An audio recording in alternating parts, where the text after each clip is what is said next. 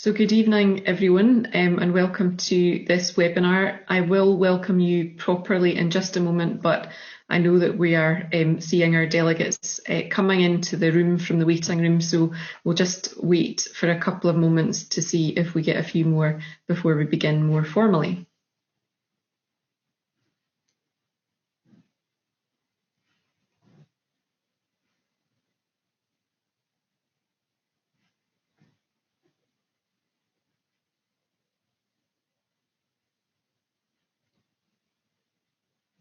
So I think we've reached a fairly steady number. Welcome again to this live Scottish Public Law Group webinar on the subject of devolution after Brexit. This is a multi-jurisdictional extravaganza. My name's Christine O'Neill and I'll be chairing this evening's session. And the format of the webinar this evening will be that I will shortly introduce each of our three speakers. And they will then each speak for around 15 minutes or so on their own specialist subject. When all three speakers have concluded, we will open the session up to a question and answer format. To ask a question, please post your question in the chat box, and I will aim to ensure that as many of your questions as possible are put to our panellists in the time available. On the topic of the time available, the Scottish Public Law Group website suggests that in theory we have until 7:30 p.m. for this session. Can I just emphasise that's entirely theoretical timing, and we will definitely wrap up by or just around 7 o'clock this evening to let you get away. I will then move to introduce our speakers, and our first speaker this evening is Professor Katie Hayward of Queen's University Belfast. Professor Hayward is an internationally recognised expert on Brexit and Northern Ireland and Ireland, particularly in relation to the Irish border. She's a fellow in the Senator George G. Mitchell Institute for Global Peace, Security and Justice at Queen's University, and she is going to speak about the Northern Ireland Protocol and its implications for UK constitutional relations. She will be followed by Professor Tom Mullen of Glasgow University School of Law. Professor Mullen is a founder member of the Scottish Constitutional Futures Forum. He has written widely on constitutional and administrative law issues. He's very well known to SPLG delegates, not least because he has taught most of us public law at one time or another in our professional lives. And he is going to talk about Scotland after Brexit, with a particular focus on the European Union Continuity Scotland Act of 2021. And our last speaker this evening is Professor Dan Wincott of Cardiff University. Professor Wincott is the Blackwell Law and Society Chair at Cardiff University School of Law and Politics. He is also the Research Director for the Economic and Social Research Council's UK in a Changing Europe initiative, and he's going to discuss the idea of fiscal union and the Internal Market Act of 2020. So I'm going to pass over firstly to Katie Hayward. I will just remind everyone that if you do have questions, please don't wait until the end of the session to post them. Please put them in the chat box as you think of them, and we will put them all together and do what we can with them at the end. But over to you, Katie. Thank you very much, Christine, and good evening, everybody. Thank you very much for the invitation to be here. I'm going to share some slides.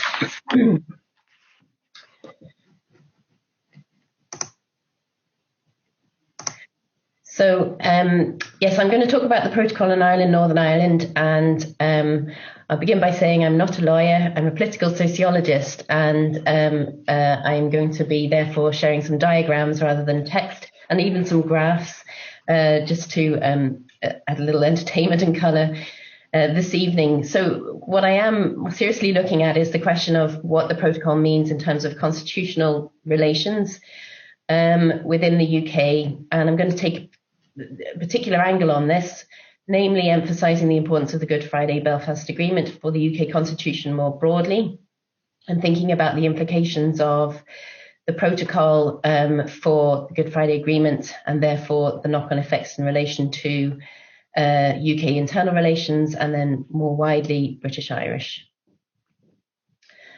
Just to remind ourselves of the objectives of the protocol, it notes in Article at the very beginning of the thing in Article 1 that it's without prejudice to the provisions of the 1980 Agreement in respect of the constitutional status of Northern Ireland and to the principle of consent.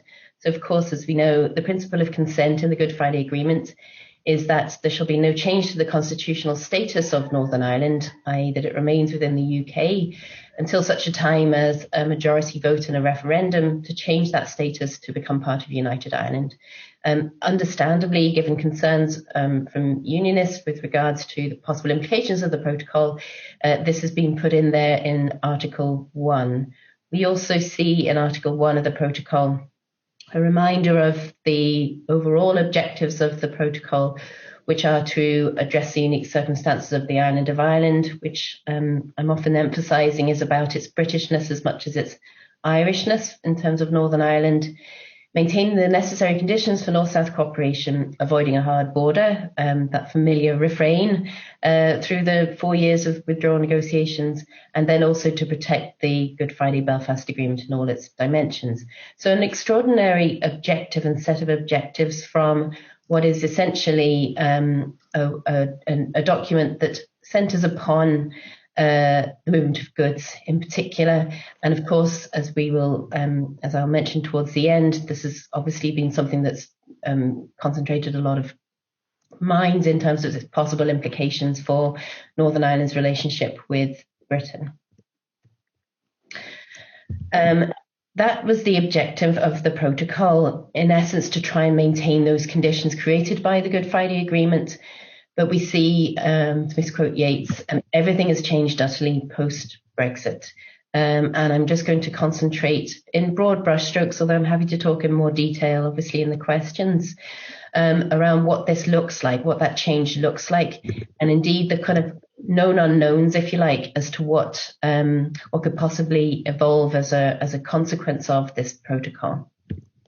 So I'll look at the agreements, the context for UK intergovernmental relations, sort of dynamic evolution in that regard, and then also just towards the very end, some of the political consequences, bearing in mind, of course, that as we know very much from Irish history, you can negotiate something very carefully and set it out in clear legal terms, but it's all about how it's interpreted politically that can make a big difference as to its long-term stability and acceptance.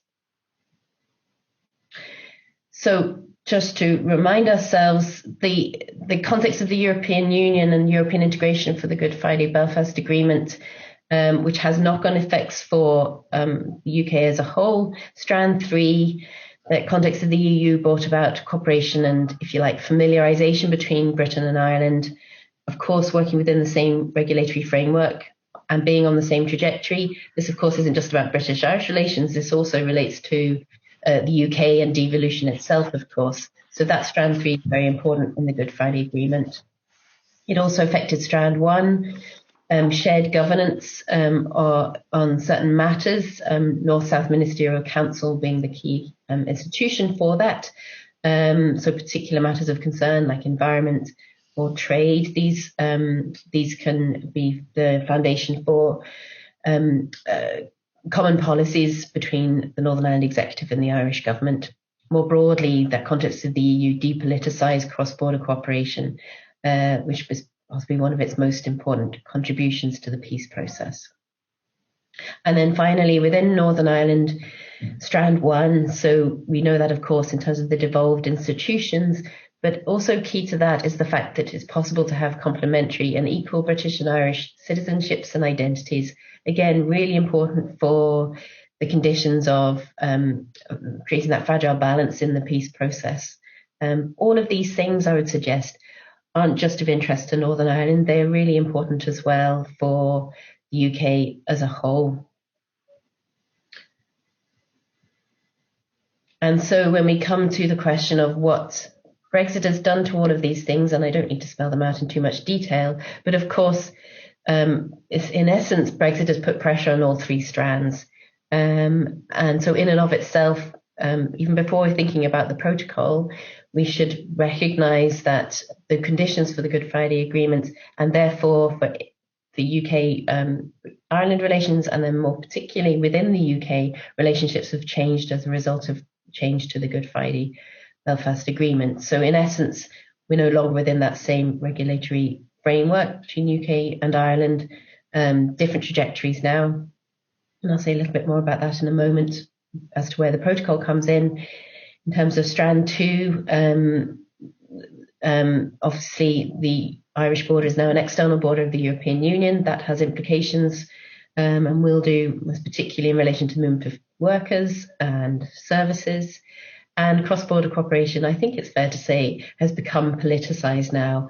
And we see this in the recent decisions of DUP ministers not to attend North-South meetings.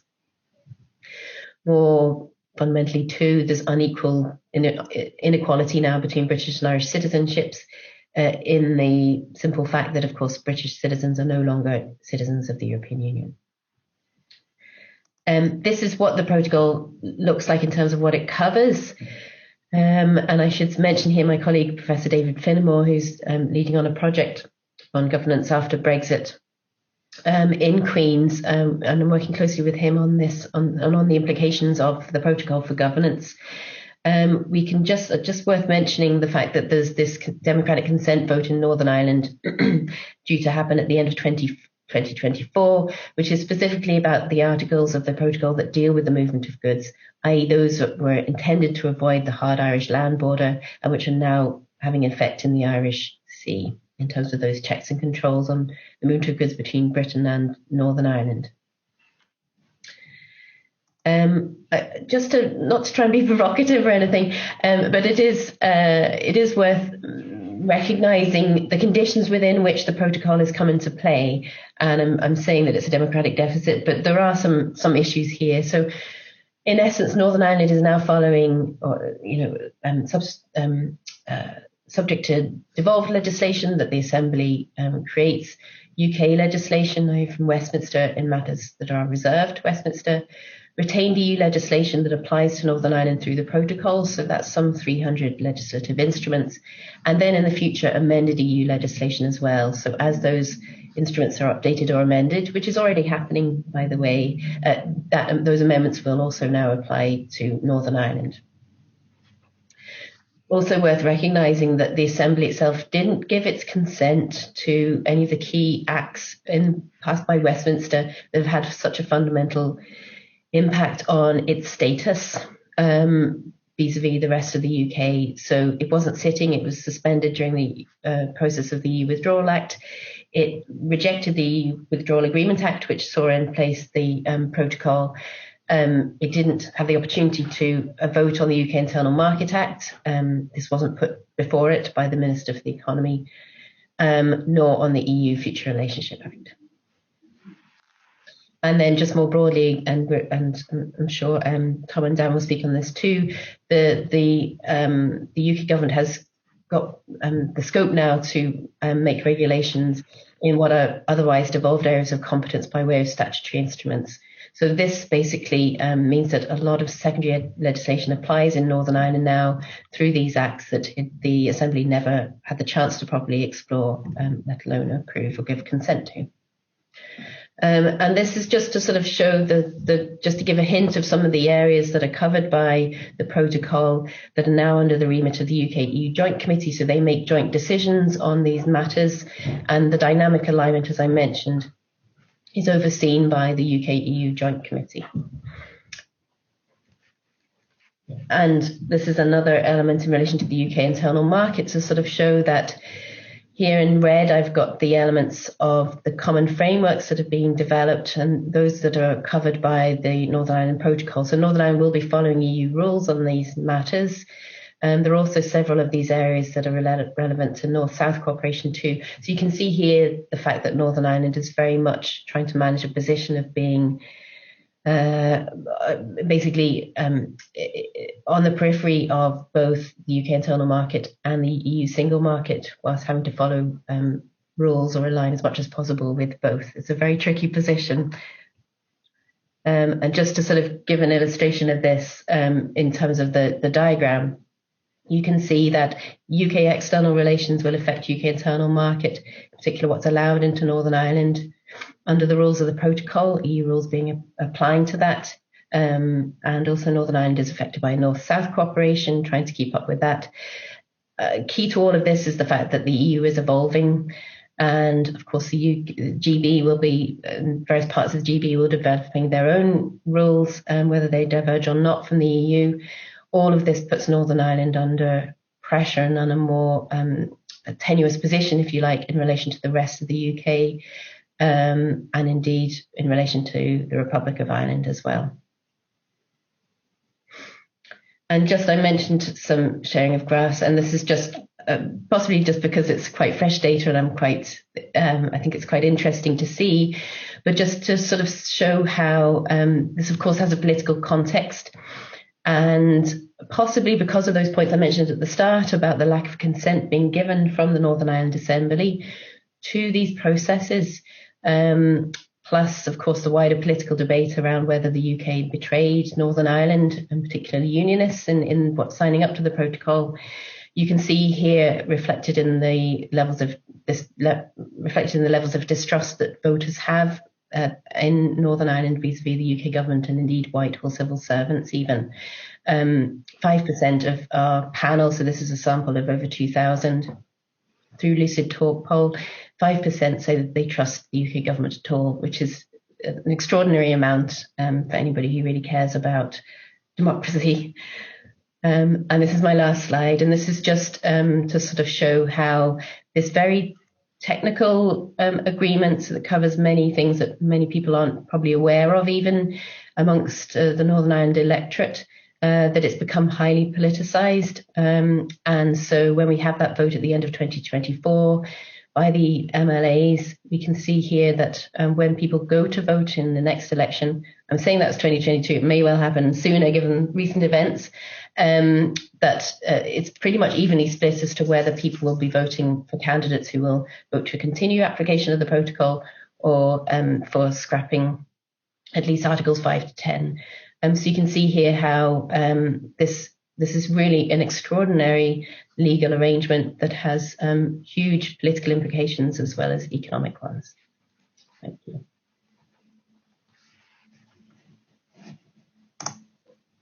Katie, thank you very much for that. I think we'll just pass straight on to Tom for his presentation, and we'll take questions at the end, but I don't have any questions from anyone so far, so please give some thought to those just now. Tom, over to you. Thank you very much, Christine. So I better begin by sharing my slides, or sharing my screen, so that you can see my slides.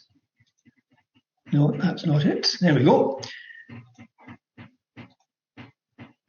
So hopefully everybody is now seeing that. And if I can just get it into the right format, slideshow from beginning. There we go. So now, the more observant amongst you may have noticed that I've changed my title from the title that was originally advertised, which mentioned the Scottish Continuity Bill.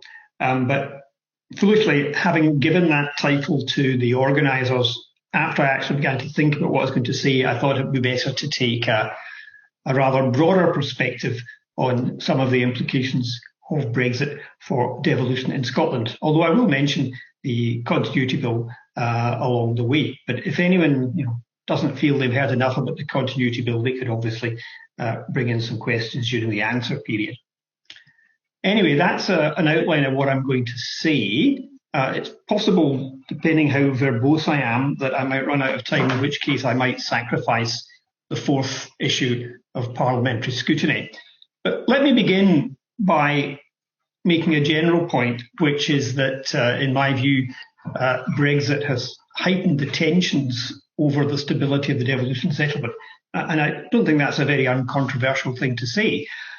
Not that there were not concerns about stability of the devolution settlement for Scotland before Brexit came along.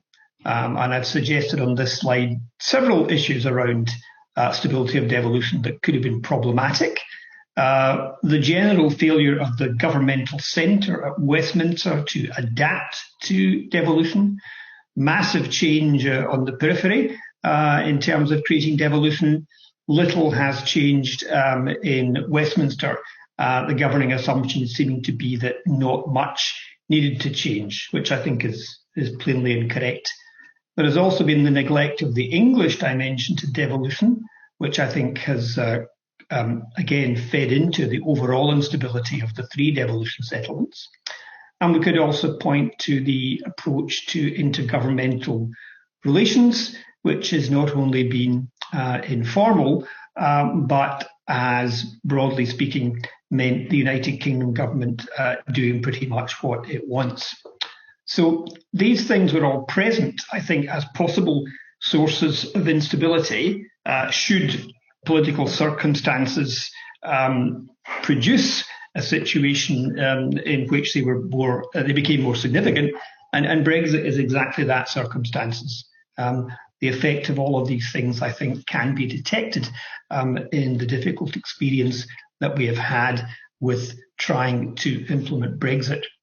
So I'm going to illustrate that by referring to changes or to issues around legislative competence of the Scottish Parliament and ministers, and also by talking about the Civil Convention. So there have been several different interventions by the UK government, all responding to really one theme, which is that, of course, the removal of the EU law constraint on devolved competence meant that potentially there could be considerable divergence in the laws in a number of areas across the UK, which had previously been, if not identical, quite similar as a result of that EU law constraints with areas like fisheries, agriculture, the environment. So, but by removing the EU law constraint, the possibility was that the devolved assemblies and the UK Parliament could all legislate in quite different areas in the same policy area. And the government thought that was problematic.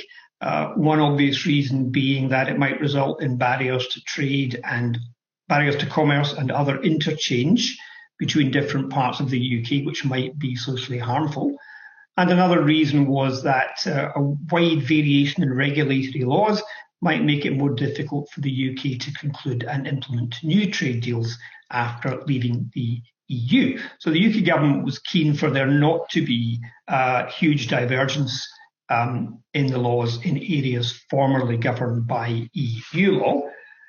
And one of the things it proposed was that there would be common frameworks established on a wide range of areas formerly governed by EU law. And the Joint Ministerial Committee, European Negotiations, adopted a set of principles in 2017 to govern common frameworks. Now, it's fair to say that the case for common frameworks in general was accepted by all of the devolved administrations. Where we have seen significant differences of opinion is as to exactly how those frameworks will be constructed and implemented. In any event, the GMC came up with this set of principles which were agreed by UK, Scottish and Welsh ministers, not by Northern Ireland ministers, because at the time, as you know, the devolution in Northern Ireland was suspended. So it was said that common frameworks could be established for these reasons, enabling the functioning of the UK internal market whilst acknowledging policy divergence, compliance with international obligations, negotiating treaties, management of common resources. So those are all, if you like, good substantive policy reasons for having common frameworks in certain areas.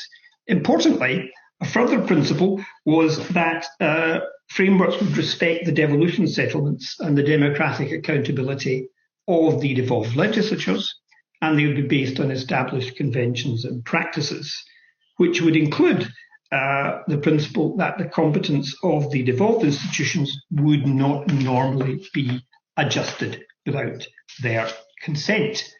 So the manner in which common frameworks are presented in the GMC principles and in other documents is that this is very much a consensual process amongst the different governments and parliaments of the United Kingdom. However, what the GMC principles don't do, and as far as I'm aware, no other document does this, is to explain clearly how conflict should be resolved when there is conflict about the need for a common framework in a certain area, or the content of that framework, or how that framework would be implemented. The principles are silent on the difficult issue of conflict resolution. Okay, so just to stick with this slide, what has happened since then is that on several occasions the government has published analysis and reports on this. It's under a duty to report to Parliament on the development. The most recent report to Parliament suggests that there are 121 policy areas which intersect with devolved competence. And in many of these areas, no common framework is required. But in relation to Scotland in particular, it is suggested that there are 10 areas that require a non-legislative common framework. That is coordination of policy, but without the need to legislate. But there are also 16 areas where a legislative framework is going to be required to implement the common framework. Now, so far, only 7 of these frameworks have been published, if you like.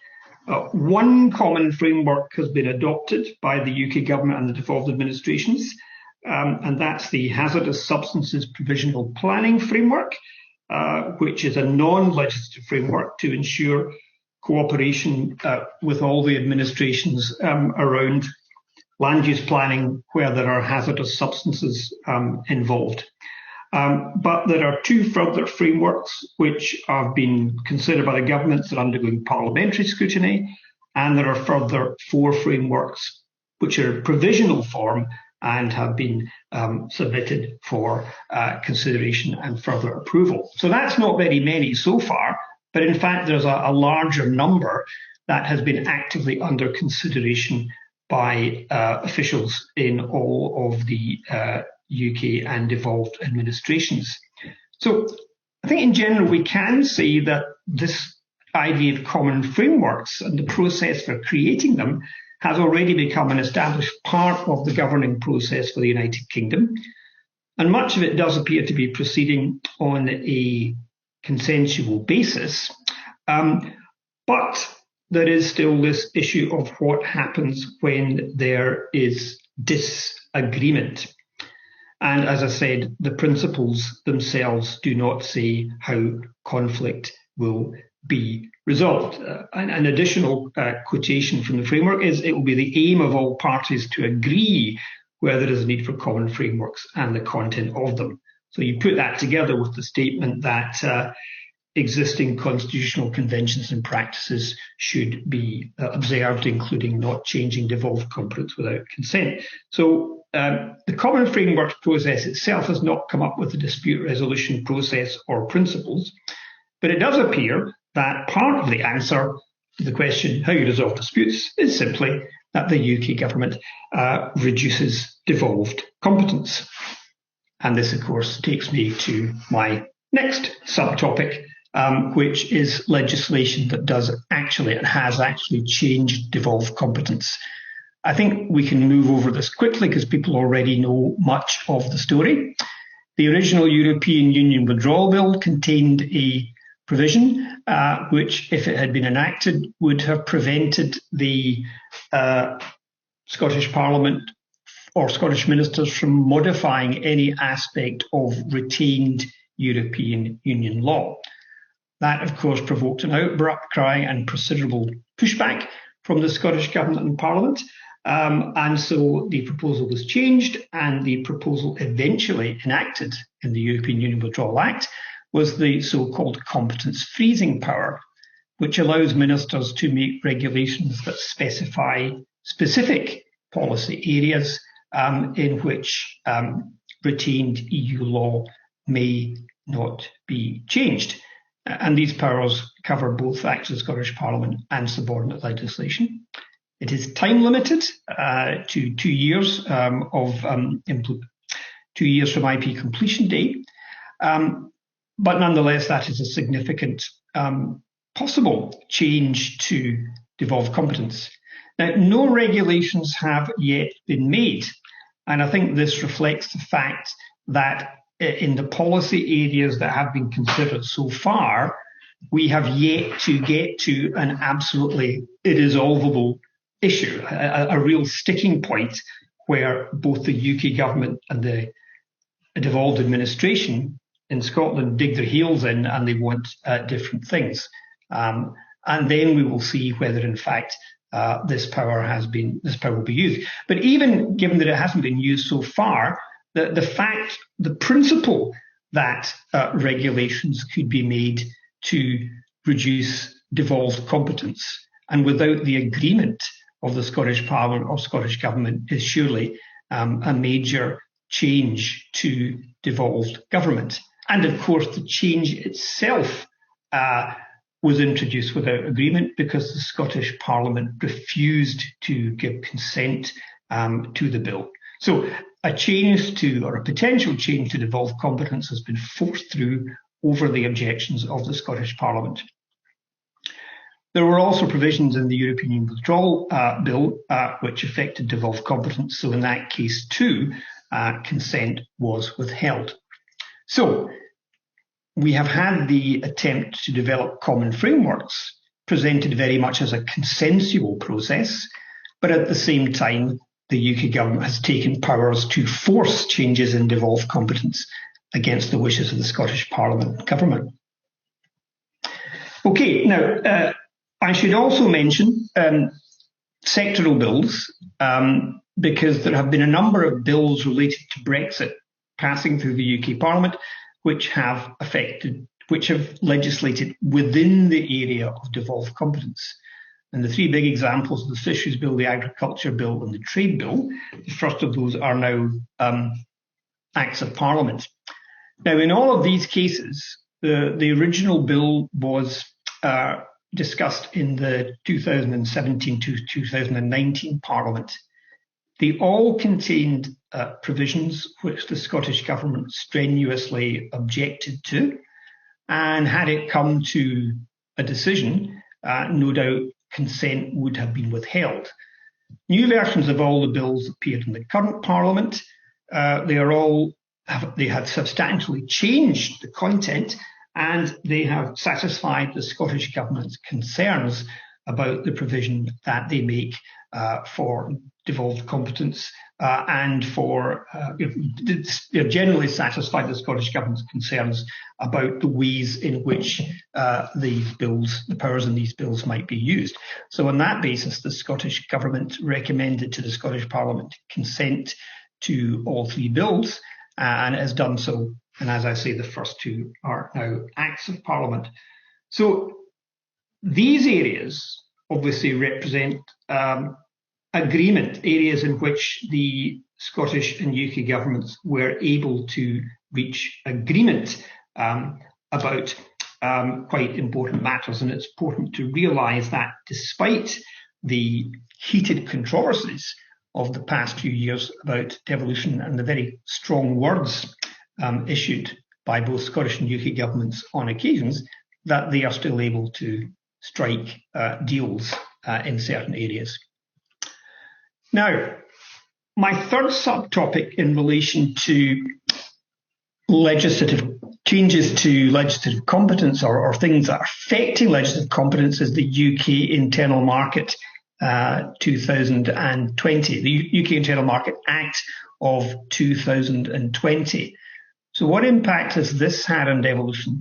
Okay, well, as I'm sure you all know, the general purpose of the Act is to limit regulatory divergence across the UK that might arise from the removal of the EU law constraint.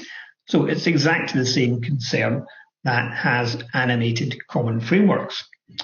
And amongst other things, the bill contains or sets out two market access principles, and those are known as the mutual recognition principle and the non-discrimination principle.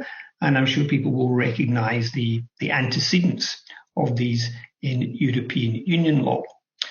Now, the market access principles apply only to future devolved legislation, so they won't affect any devolved legislation of a regulatory nature that is already in existence, but could place substantial constraints on the ability of the Scottish Parliament to legislate in the future.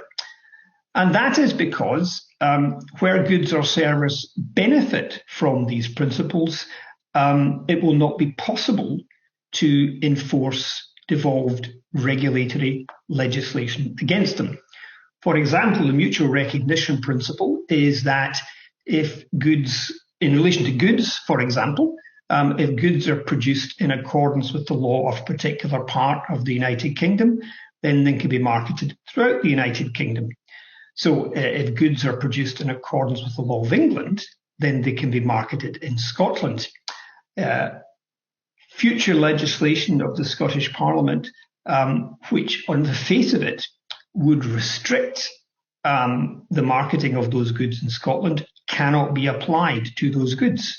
So that means that new regulatory legislation that imposes a higher standard, if you like, than the legislation from another part of the UK could be applied only against Scottish origin goods and services and not against those originating elsewhere. So that in itself severely undercuts devolved competence by possibly depriving it of much of its practical effect in concrete situations. You have a new regulatory requirement, but you cannot apply it to much of what is in the market because of the market access principles. What I think is also crucial is that these principles will be primarily enforced by private parties, because anyone with an interest will be able to object to legislation which they say is not compatible with the market access principles. So, for example, people will be able to defend or object to any enforcement action taken by regulators. And that means that if the objective of the UK government, so Christine O'Neill's just come on screen, which means I must be within a minute or two of my endpoint. If the UK government does not in itself need to actively police the enforcement of the market access principles, because it can leave it to interested parties to take the to take legal action to, as it were, undermine the new legislation. So that's why the internal market is very important and adversely affects devolved competence. So I'll make my last 2 points very briefly. The other area where I think devolved competence is under threat is from a more aggressive approach by the UK government to policing legislative competence. And that in particular, pre-enactment challenges referring bills under Section 33 of the Scotland Act to the Supreme Court. So the first example, as we all know, was the first continuity bill, which was found to be beyond competence in certain respects, but many of the more extravagant arguments of the UK government were rejected.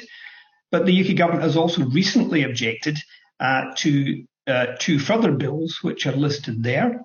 And the grounds of this objection, in my view, are not entirely clear. At the same time, it has also suggested that it would be necessary to read down an existing provision and possibly other provisions within the second continuity bill. So when we add together the changes forced to legislative competence, the undermining of legislative competence by the UK Internal Market Act, and what I think is reasonably described as a more aggressive approach to policing competence, I think we can see that the UK government is perhaps actively taking steps to destabilise the existing devolution settlement. And on that somewhat provocative note, I will perhaps end and leave any further issues for the question period. Thank you very much, Tom. That was indeed provocative, so I'm expecting some reaction to that. And I think we'll move straight on to Dan to complete the triumvirate for this evening. Thanks very much, Christine, and thank you so much for chairing the session. And thanks to Chris for inviting me on, and it's a real pleasure to share a platform, if only a virtual platform, with Tom and Katie.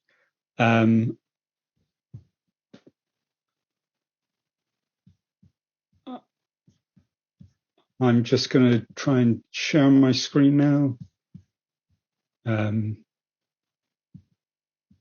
And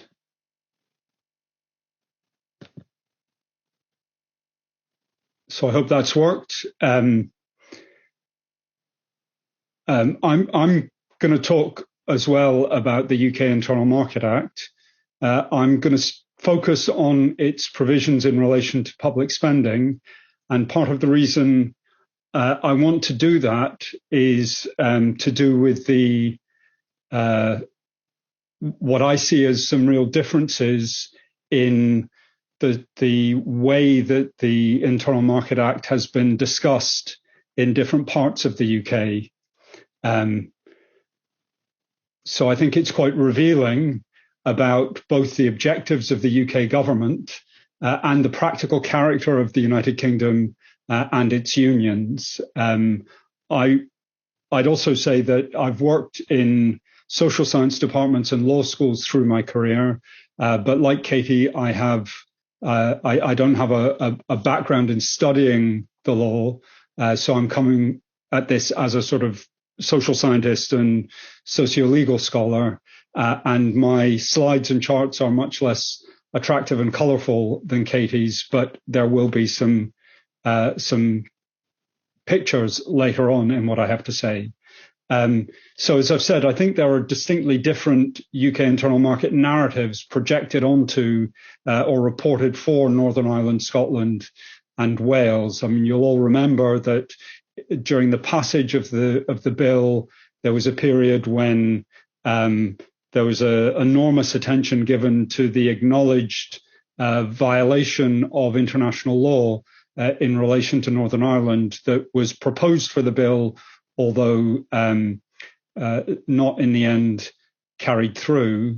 And at that point, the implications of the provisions for the for Wales and Scotland were much less widely discussed.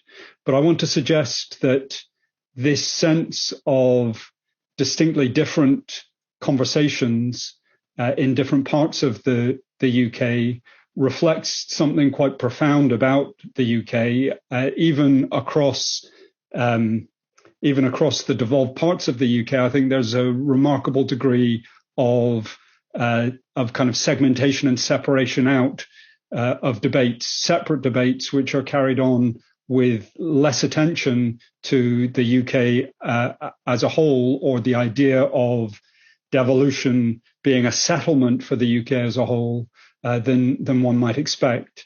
And in Wales, the focus of debate around the internal market bill and then the Act has been much more on the so-called new public spending powers that sort of unexpectedly appeared in the bill, unexpectedly in the sense that they were much less trailed in the white paper or the discussions running up to the publication, the initial publication of the bill. I'd also say that these public spending provisions and the idea of the UK government spending significantly on major projects that would normally fall within devolved competence in the devolved territories has been the major focus also of Her Majesty's government's projection of UK internal market politics onto Wales as well. So I want to start by suggesting that the UK Internal Market Act has a strong element of political performance about it. And to indicate that, I'm just going to put up, I won't read through it, but put up a couple of paragraphs from the white paper, which I think is a remarkable exercise in motivated reasoning. In other words, it sought to construct a case that a particular form of UK internal market was both pre-existing and vulnerable and needing protection. It also presented a remarkably strangulated history of the UK. So in this couple of paragraphs, you have a peculiar reference to Welsh drovers guiding their livestock from the hills of Wales to market in London, as if that was somehow produced by or contingent on the formation of the Anglo-Scottish Union. In the following paragraph, you have a reference to the Union growing with the Act of Union in 1801, and then an immediate passage on to Northern Ireland. So no discussion of the first 120 years of that union, although some discussion of the place of Belfast in the 19th century United Kingdom economy. It's also worth pointing out that whilst the representatives of the Scottish government had withdrawn from discussions of the UK internal market with the UK government, in the summer of 2020, the UK government unilaterally stopped having conversations with the Welsh government and Welsh officials in the run-up to the publication of this white paper.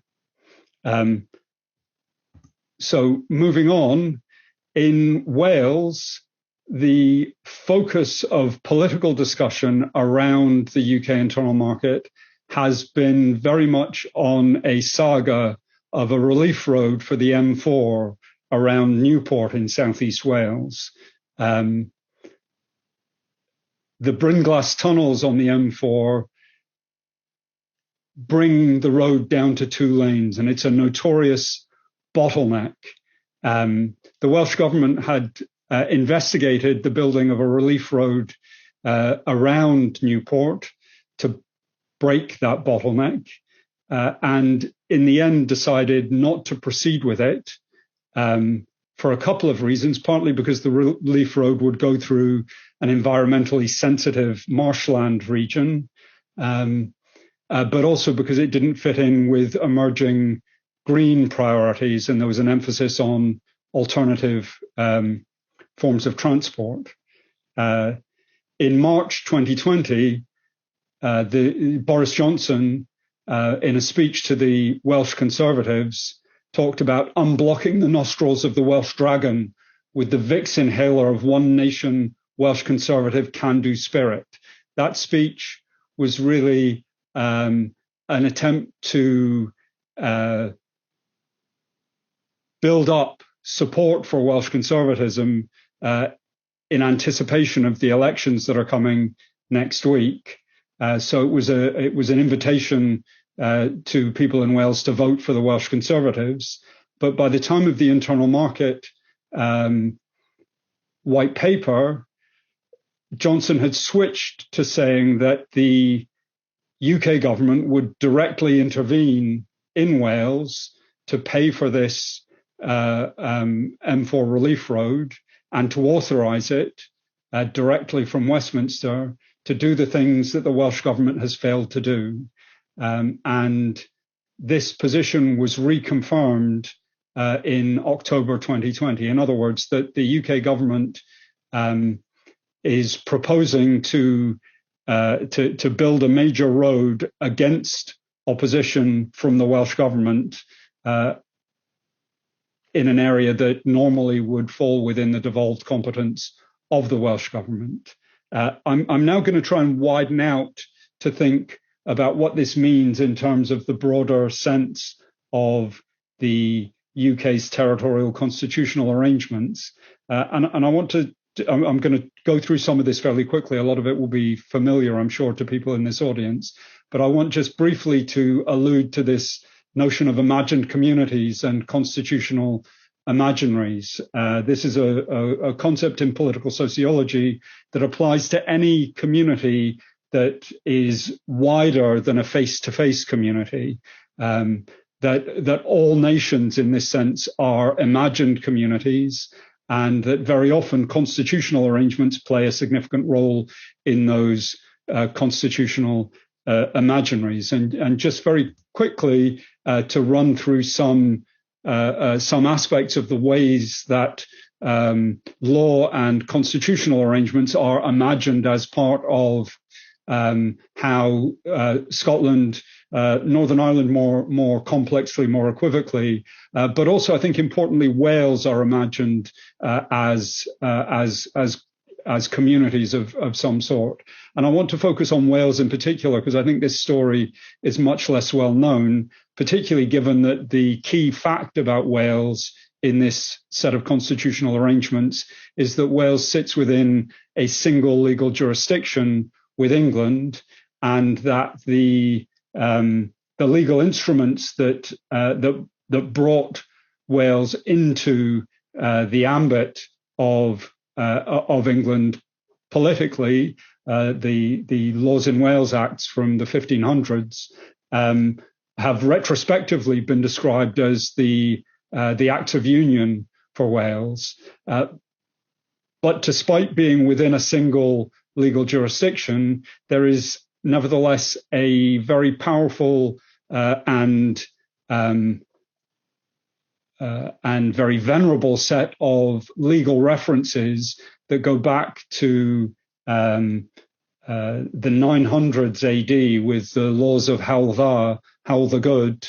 The initial chamber for the Welsh Assembly is known as T. Howell, Howell's House, referencing that ancient Welsh monarch, and indeed there's a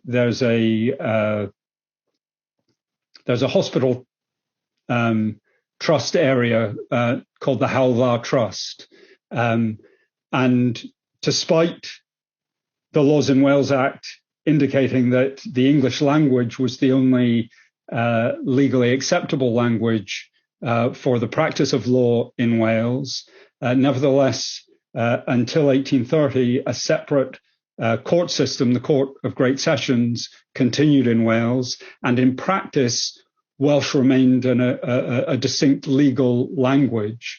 So there is a kind of legal tradition which, in a way similar to what might be called legal nationalism in Scotland, despite the absence of a distinct legal jurisdiction in Wales, nevertheless harks back to this older tradition. And the way that Wales is imagined as a unit, as a nation, I think plays very significantly into miscommunication between Cardiff and Westminster, and indeed speaks to this issue of a kind of segmented set of bilateral relationships between the devolved places and the UK centre. But I want to go on to talk a little bit about Anglo-Britain and the imagining of the UK's majority nation, that is England, both within legal communities and in what is sometimes usually pejoratively called the Westminster bubble. So I'll just put up a quote from Lord Newburgh, a lecture he gave around the time of the independence referendum in Scotland, where he talked about the UK having never been successfully invaded by a foreign power since 1066.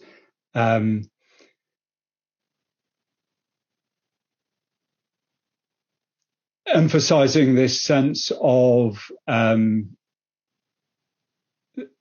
UK as a country that has not had foreign occupation. I suppose the general point I want to make here is that this is a very English view of the UK. It's an English view of the relationship between England and Wales, England and Scotland, and then also a characteristically ambivalent attitude to the relationship of Great Britain with Ireland, interestingly referring to the space between Great Britain and Ireland as St. George's Channel, which is one part of the Irish Sea. Similarly, but more recently, Oliver Dowden made a series of announcements about flags, particularly the use of the Union flag, which contained what seemed to me to be a set of fairly extraordinary claims about the nature of the United Kingdom and the characteristic of its constituent nations. So one of the nations is the Kingdom of England and Wales here. Another is the Kingdom of Scotland. And the third is the Kingdom of Northern Ireland. Again, it seems to me a very strange way of talking about the United Kingdom, and together with this sense of an assertive use of the powers of the Westminster Parliament and the UK government to spend money directly in devolved places on matters of devolved competence, potentially in opposition to the declared policy of the devolved authorities, strikes me as particularly odd. Like Tom, I think there is a serious issue about devolution and its the gap around England in relation to devolution. One of the features, I think, of this is the difficulty that UK government ministers have of speaking accurately about the territories that they govern, and in particular about speaking about England. Now, I've put up a series of newspaper front pages which show, I think, a kind of an ambivalence about the relationship between Britain and England. And I think that reflects a deep sense in which Englishness and Britishness are kind of fused and muddled, both at the elite level and at the popular level within England. There's much less of a sense, as there is, I think, in Wales and Scotland, and again, perhaps in a slightly in a different way in Northern Ireland, that Welshness and Britishness are different things, which may be compatible or may be in opposition with one another. Similarly for Scottishness and Britishness. But in England, although there are some people who emphasize an English identity and others who emphasize a British identity, the two are much more fused or muddled.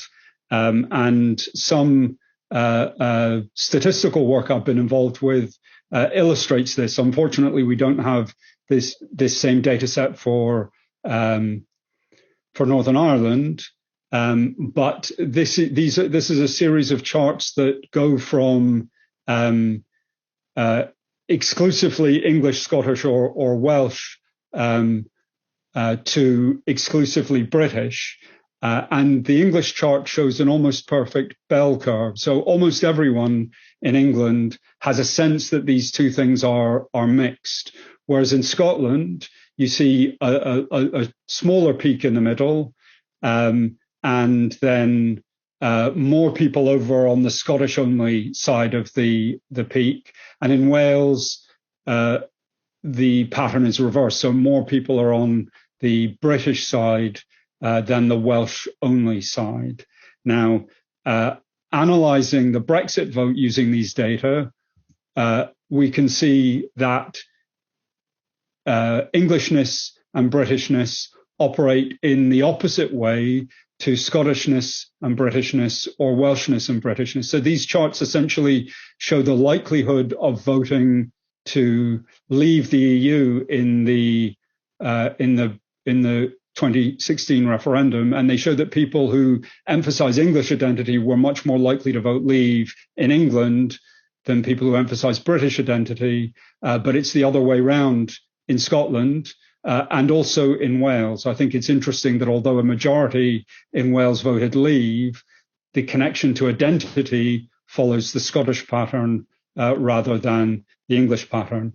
And my final slide, just to be a bit more provocative, is to emphasize this sense of a segmented and separated set of debates in law and politics across the UK about devolution. I've spoken about majority nationalism or the majority nation, and I think there's something paradoxical about nationalism in England in the sense that it's a nationalism that doesn't recognize itself as nationalistic. So it's very common to speak about divisive peripheral nationalisms, but there's very little sense that Anglo-British nationalism is anything other than natural and to be taken for granted. I think there were some interesting illustrations of this through the COVID pandemic, when for someone sitting in Wales seemed like really rather prosaic public policy reasons, local authority boundaries and indeed the Anglo-Welsh border were treated as markers of for prosaic public policy restrictions, but several prominent MPs on the English side of the border were clearly deeply offended by the existence of this border and the restrictions it imposed on them. Just very briefly, beyond the idea of our NHS, there's very little evidence of strong shared pan-UK symbols. And I also think there's a sense that those trying to save the union from its centre seem to be adopting policies and strategies that seem at least as likely to undermine it as to save it. I'm not sure that advocates of independence in Scotland weep each occasion that Boris Johnson decides to cross the border to campaign for the union. And then finally, I just want to suggest that I think there's a neglected aspect to all of this, where the attention is focused very much on the possibility of independence in Scotland or the possibility of unification in Ireland. I think much less attention is paid to the chance of a long, at least a medium-term kind of abrasive deadlock between devolved governments and the UK government. And on that note, I'll stop. Dan, thank you very much. Another fascinating talk. Can I invite all of our speakers to come back on screen for the Q&A session? And we do have quite a number of questions, which I will try to marshal in some sort of an order. Katie, if you're still with us, I would quite like to begin with you.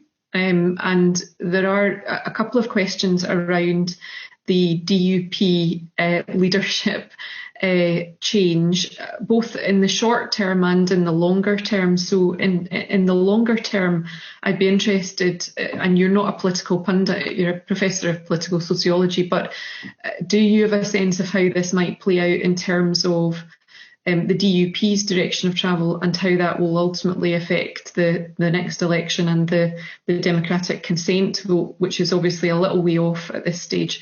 In the shorter term, one of the questions that has been asked is whether the leadership change and the fact that we know that that is coming is likely to impact on the DUP's judicial review of the Northern Ireland Protocol, which we understand to be in court in the next month or so?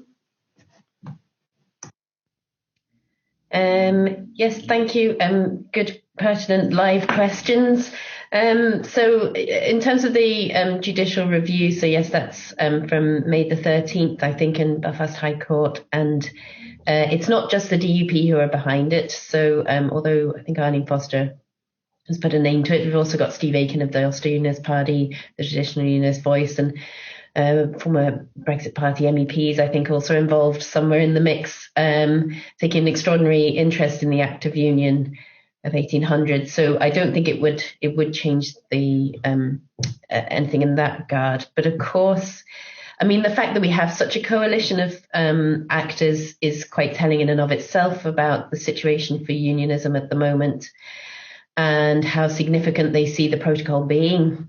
So most particularly, I mean, I was talking broadly about constitutional relations, but most fundamentally, they see it as breaching, if you like, the commitment made about Northern Ireland's constitutional status not changing. As a result of that concern, we've definitely seen a huge coalescing around the particular sort of anti-protocol rhetoric in amongst unionism in Northern Ireland. And this is in part because I think being able to have the idea that the protocol threatens the union is a strong basis on which to try and get a unionist, more specifically for the DUP, a DUP majority in the next Assembly election. So essentially arguing that consent vote, which I have to say was very obscure and not talked about at all, really, until very recently, that consent vote is going to be really in people's minds when it comes to voting. And certainly the opinion poll that I mentioned, conducted by Lucid Talk for us a few weeks ago, really shows that is having an effect, that many people, most particularly Leave voters, and anti-protocol voters, are prepared to vote for a different candidate to one they would have voted for before, in order to try and, as they would say, scrap the protocol, even though that's not on the cards. In terms of so I mean, it's a complicated situation, but essentially the leadership challenge and I mean, the reality of without going into too much detail, but the reality of the situation is that the DUP for a long while has done quite well as a broad church by emphasising itself as a counterbalance to Sinn Féin. And in so doing, it has brought in sort of centre ground and hardliners. This is a moment of truth for it now, because it won't be able to do that so easily. This leadership challenge has been stimulated by those very much on the hard line, criticising Arlene Foster for abstaining on a vote banning gay conversion therapy, of all things. And it's very much coming from those who think she's been too soft with Boris Johnson and the UK government over all of this. So the person coming in will be a hardliner, or at least they'll use that rhetoric, and then we'll have the bigger challenge that won't even necessarily be about the protocol. It'll be, can the executive stay standing? And it's a really incredible situation, but you could see perhaps a hardliner wanting to make points about the Irish Language Act, for example, that would end up putting great pressure on the executive. And possibly, we may end up with an early election. So we had a lot of uncertainty to begin with, but now the uncertainty around the future leadership of the DUP has the potential of exacerbating the uncertainty over the Good Friday Agreement itself. I think, Katie, we could in fact have a whole session just listening to you talk about this topic. Unfortunately, we can't.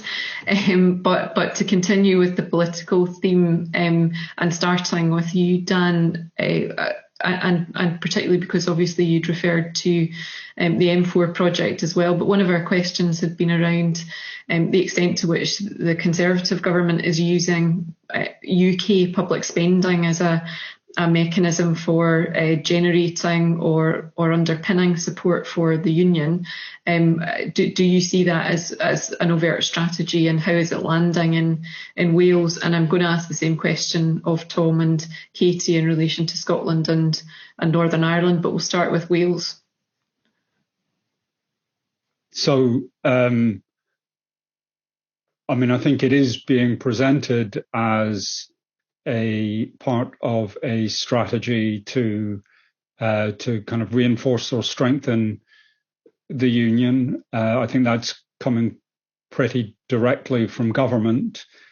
Some of the outriders for the Conservative Party in England are also making proposals about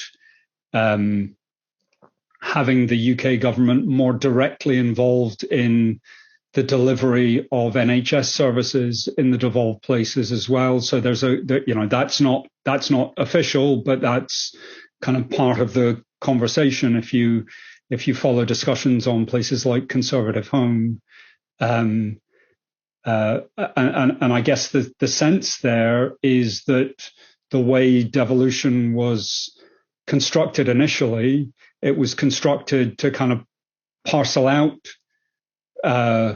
competences that could then be forgotten about really from the centre. So I think this is sort of something that has been quite deep in the genetic code of devolution, but that then means that the UK government has really very little presence in sort of citizen-facing policies out with England.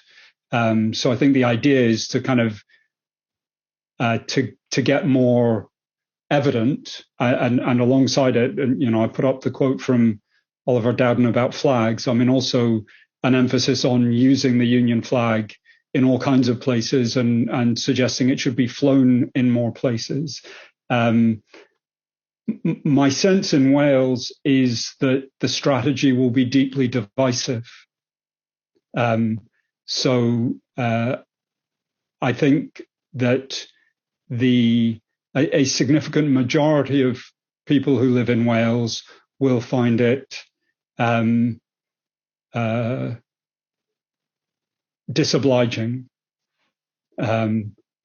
I don't think there's a particularly good record, actually, of sticking flags on things and assuming that folk will then thank the people who associate with that flag. There are an awful lot of flags in the South Wales valleys that are blue with gold stars on them, marking very high levels of investment from the European Union on things like roads and FE colleges and the like.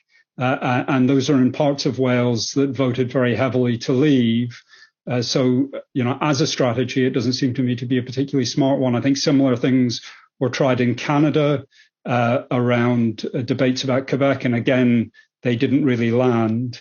I think the difference in Wales as compared to Scotland is that there is a non-trivial section of the Welsh population which has been more likely to vote for UKIP or Brexit type parties than for the Conservatives, who are deeply hostile to politicians wherever they appear, and who think that devolved politicians in Wales are a total waste of money, and so they'd rather just get rid of them, and would probably be happier just to have things directed from the UK centre. Now, these are people who would tend to emphasise a British identity if they are people born and raised in Wales, but there's also a very large English retired population in Wales, a much larger English and English identifying population in Wales than in Scotland. So those two groups tend to be in that position, and they may be activated by and appealed to by this kind of a strategy. I think the M4 Relief Road is, in that sense, a trigger issue for them, because it is very annoying getting caught in traffic by the Brynglas tunnels. And if they think someone's going to sort that problem for them, that may appeal to them, but it's an abrasive strategy, which seems to me very likely to undermine devolution even more fundamentally than the on the face of it undermining of devolution that would be involved in, I don't know what, passing a piece of Westminster legislation that overrode Welsh planning authority and that authorised the deployment of civil servants, I don't know, directly instructing civil servants in Wales or using English highways authorities to build it. I mean, the practicalities of actually building the thing against the wishes of the Welsh government are enormously complicated and would do huge damage to devolution if they were pursued.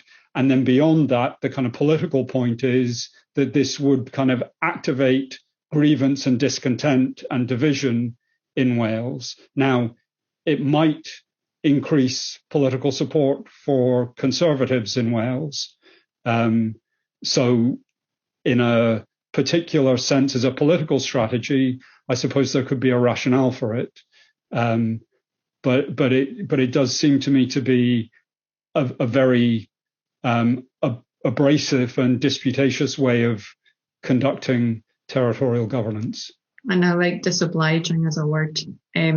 Katie, I'm going to ask you if you've anything to add to that, because I want to then use it as a bridge into another question for Tom. So I don't know, Katie, I suppose it's quite a different dynamic for Northern Ireland if the UK government is looking to spend money.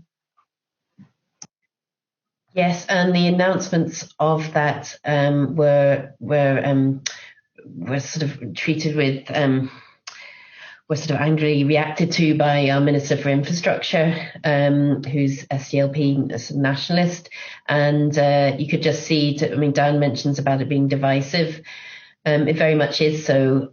So you're trying to balance the situation where, for very practical reasons, the minister was saying, as Dan was hinting at, this is very much a political act, and it totally overrides the operation of the way that things work here. And we haven't been consulted on, it hasn't been discussed with us in detail at all. And yet we recognise that there are reasons why these headlines are trying to be generated.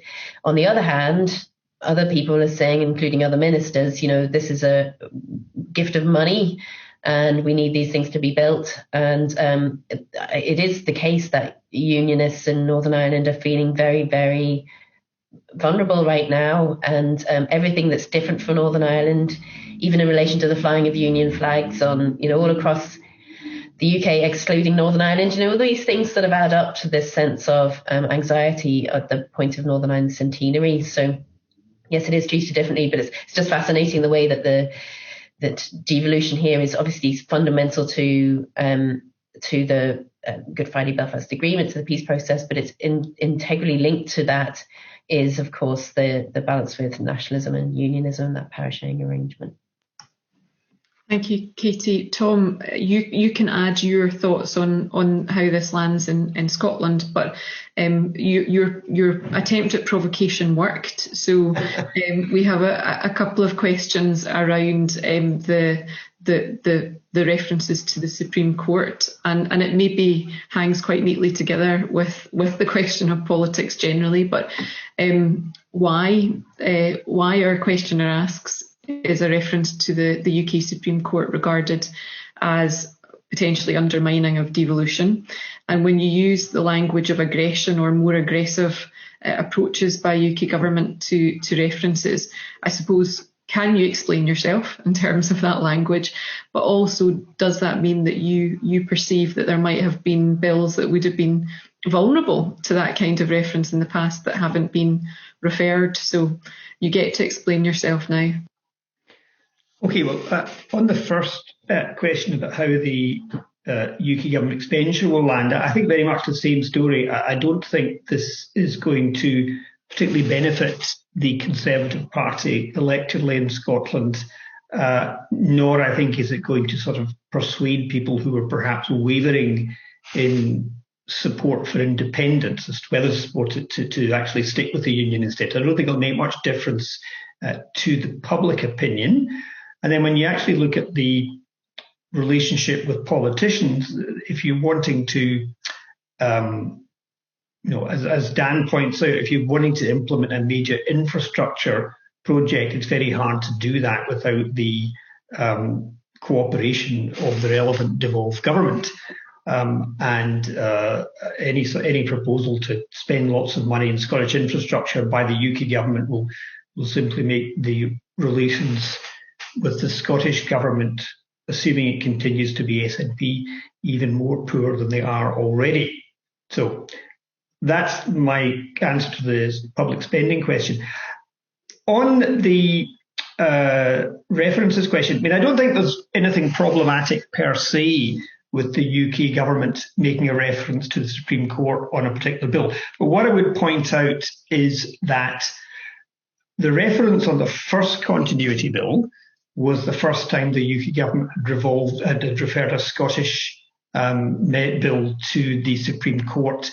But before then, we have several challenges by other people to the competence of devolved legislation. We've got the asbestos bill challenged in the AXA case.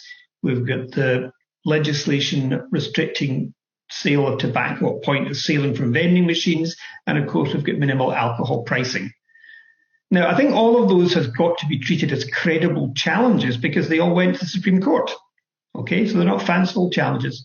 Now, in none of these cases did the UK government seek to refer. So what I take from that is the UK government does not think it is a general obligation to refer cases to the Supreme Court just because there might be a question about competence. But then in the space of 2 years, we get 3 challenges by the UK government, including the 2 most recent challenges. The first one, first continuity bill, well, that succeeds up to a point. But I think what's significant with that is not just that the UK government won, but that many of the arguments that they put forward were defeated. Okay, so the continuity bill was found to be ultra vires on quite limited grounds. And I think some of the arguments that the UK government put forward in that case could reasonably be described as extravagant and not really compatible with the spirit of devolved government. The 2 most recent cases, there's a letter from the Scottish Secretary to the Deputy First Minister explaining which of the provisions they're concerned about.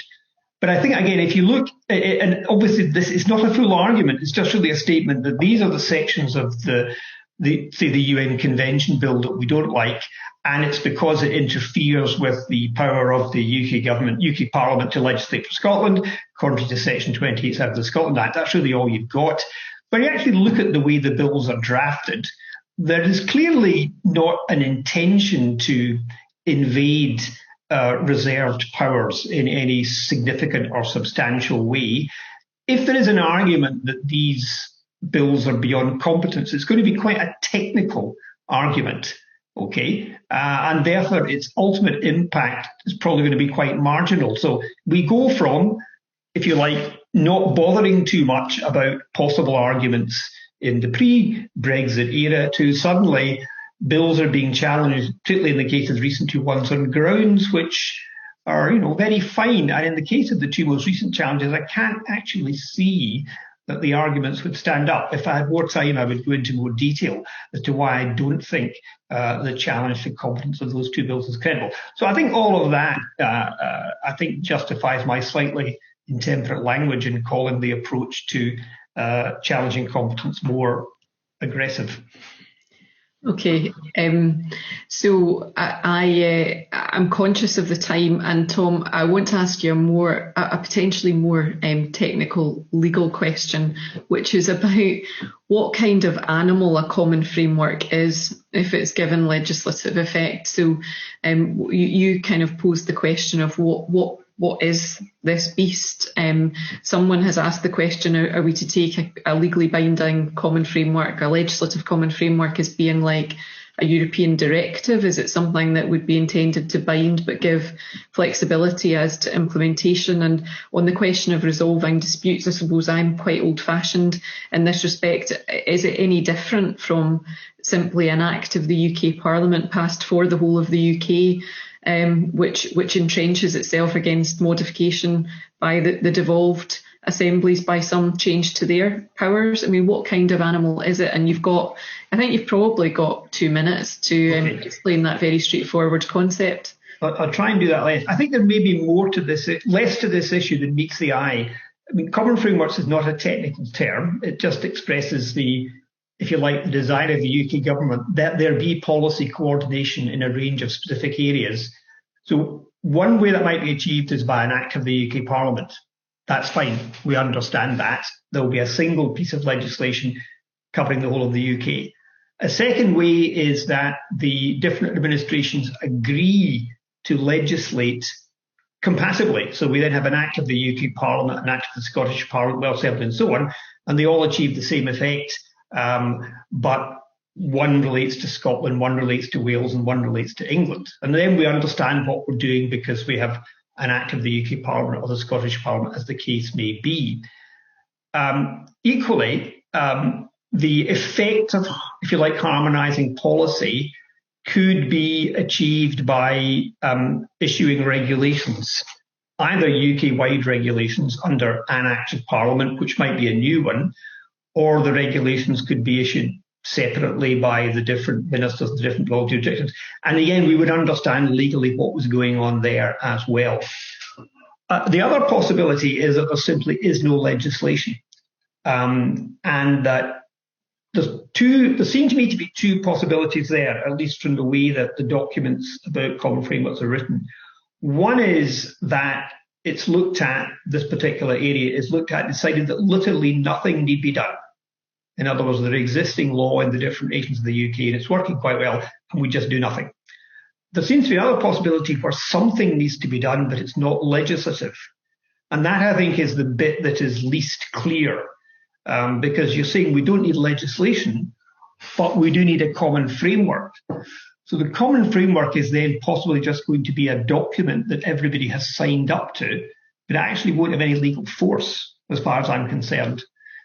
But if contrary to the intention, that a common framework document is agreed, and then down the line one of the parliaments legislates, maybe it would be part of the background material that would help to tell you what the act means. So the bottom line is, common frameworks will be implemented in one of the forms of legislation with which we are already familiar, or it will be a document that, broadly speaking, has no legal effect, and therefore there's nothing to worry about in working out what the legal implications of common frameworks are. Does that make sense? I'll speak for the audience and say, yeah, that makes broad sense, Professor Mullen. Thank you very much. We have other questions. I don't think we have time to go to all of them, so I'm sorry about that. But we could speak all evening, and instead I'm going to hand over to Chris McCorkindale to bring things to a more formal close. Okay, hello everyone. Good evening. Thanks very much for joining us. It's always really rewarding for us as members of the steering group of the Scottish Public Law Group to see our events attract an audience in such numbers, and an audience of high quality as well in terms of where people come from and who has given up their time to come and attend here. So thank you to all the people who have attended. I just want to say a few words of thanks to all of our speakers tonight for providing what I'm sure you'll agree was a really fascinating set of talks and probably an even more fascinating deep delve into issues in the Q&A sessions that followed. A thanks to Christine for chairing the event. Christine was formerly a member of the Scottish Public Law steering group. I think possibly a founding member of the group. Is that right? And has been a tremendous friend to the group even since stepping down. So we really appreciate, and it's nice to see you back at the Scottish Public Law Group tonight. I need to say thanks to Ciara McShane, who's been terrific providing support behind the scenes for this event, and to Harper McLeod generally, the team from which Ciara has come to us. Harper McLeod have been providing first-class support for our events since the move online, and I'd just like to make sure that we acknowledge that. So thanks to Ciara for that.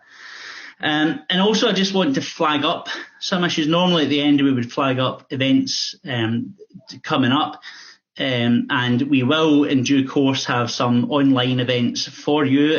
Keep your eyes peeled on social media and on the website splg.co.uk for that. Our next in-person event, get it in the diary, will be the 6th of June 2022, when we hope, all things being well, that we'll be able to meet in person for the annual conference.